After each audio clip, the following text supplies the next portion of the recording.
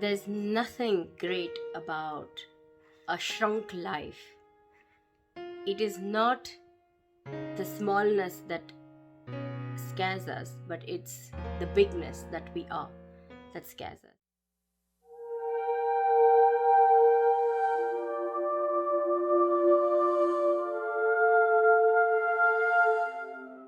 Let's start. Nityanandam Paramasukhadam Kevalam Jnanamurtim Dvandvatitam Gaganasadrisham Tattvamasyaadilaksham Ekam Nityam Vimalamachalam Sarvadhi Sakshi Bhutam Bhavatitam Trigunarhitam Satgurum Tam Namami. So I am back again once again for Samipya Mukti and Jeevan Mukti project. Jeevan Mukti Grantha project, let me be more specific. So Samipya Mukti, I'll start with first.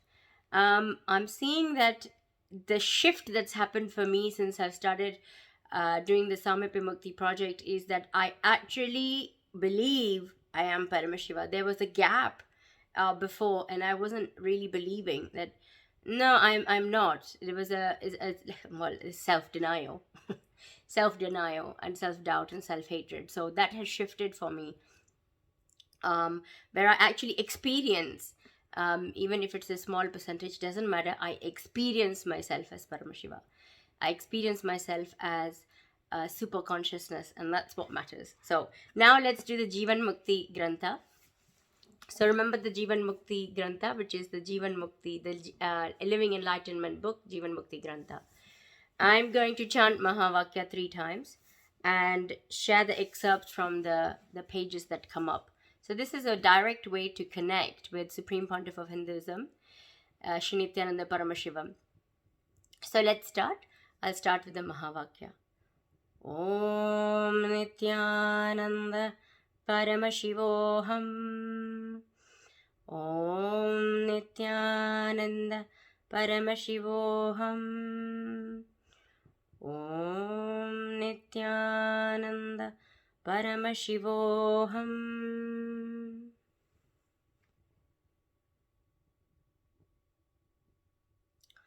$474.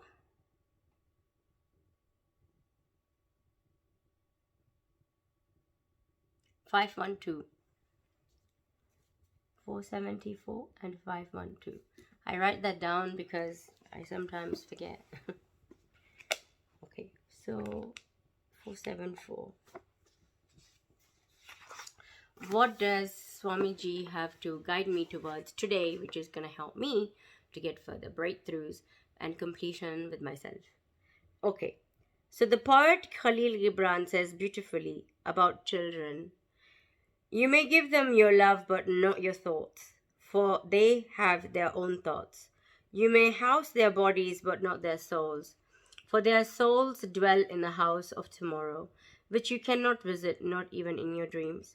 You may strive to be like them, but seek not to make them like you, for life goes not backward, nor tarries with yesterday. You are the bows from which your children as living arrows are sent forth. The archer sees the mark upon the path of the infinite, and he bends you with his might, that his arrows may go swift and far. Let your bending in the archer's hand be for gladness, for even as he loves the arrows that flies, so he loves also the bow that is stable. The problem is that we know only to divide and look. We never know to look as a whole. If you watch a baby, it will look at each of its toys as a whole. It will just try to push it in as a whole into its mouth.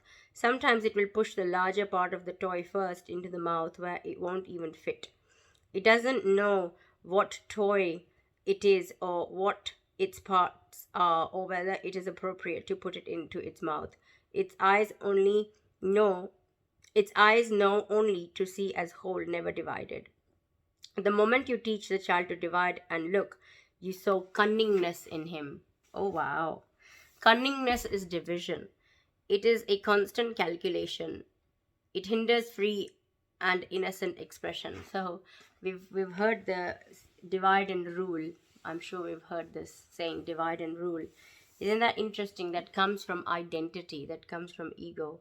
that divides and then rules. And then that actually, this is interesting to me, because it says it sows cunningness in the person.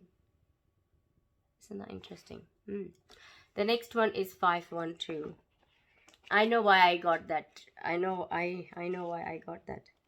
It is something that I've been wondering, where does it come from? Where does cunningness come from? Because Shakuni, self-doubt, was cunning. So when we divide, it sows cunningness. So 512, questioner, somebody's questioning. So sometimes I find it difficult. Okay, so, or let me start from the question before. Question: it has been said that an individual has control over his mind. Does this mean that outside minds can still influence an individual's mind and thought process?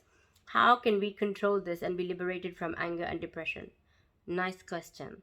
Do you have control over your mind? So Swamiji is questioning, do you have control over your mind? The questioner says, sometimes I find it difficult. Swamiji is answering, all right, this is the answer that I get from almost everyone. The statement that an individual has control over the mind is only said, never practiced and never experienced. Next, outside minds can influence the individual's mind and thought process. Are you married? Questioner, yes. Then you will agree that your husband can very well influence your thought process. This influence happens not only through words from him, but even otherwise it happens.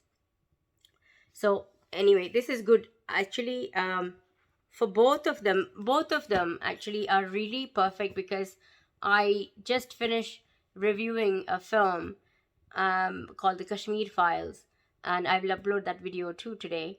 But actually, it was about the collective and how collectively the powerlessness is happening, and how people are being influenced and how their thoughts are being influenced. And it actually gets influenced through media, through news channels, through the narrative that is set. So whoever has the biggest stage and the biggest mic is setting the narrative, and not necessarily setting it with the right intentions. They also have an agenda to share whatever they feel appropriate for their agenda. So it's important that we actually check into the facts and start to, rather than just believing any one narrative that person is, that a organization, or if you like, I don't even know what to call them, I guess they are an organization, the media, something like that, when they are influencing our thoughts, we do get affected by it. So yeah, it's true that our thought process can be influenced by others. That was it. Thank you so much for listening. I'll end with the Purna Mantra here. Om Purnamada Purnamidam Purnat Purnamudachyate Purnasya Purnamadaya Purnameva Vashishyate. Om Shanti Shanti Shanti. Hari Om Tat Sat Sarvam Bhagavate Shri Nityananda Paramashiva Padukarpanamastu. Om Nityanandam. Thank you.